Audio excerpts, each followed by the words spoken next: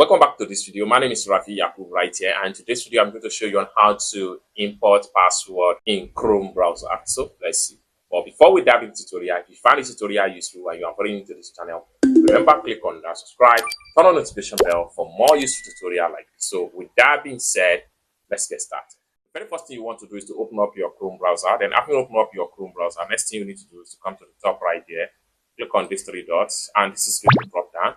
Next thing you need to do is to simply come down below right here, come all the way down, and make sure you click on settings right here. Click on settings, and it's going to open up like so. Next thing you need to do is to make sure you go to autofill and passwords. Click on that, it takes you right here. Next thing you need to do is to go to Google Password Manager. Click on that, and it's going to take you to all the password you have right here.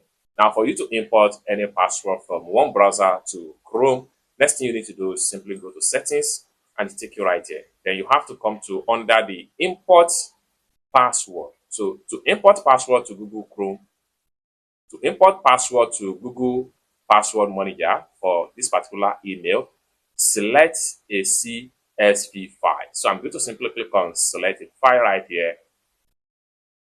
Then I have to look for where I have my password file.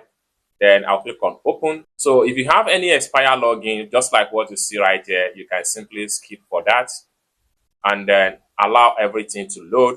54 password imported to Google Chrome Manager for this particular email address. Then delete Microsoft Edge password CSV so others who use this device can see your password.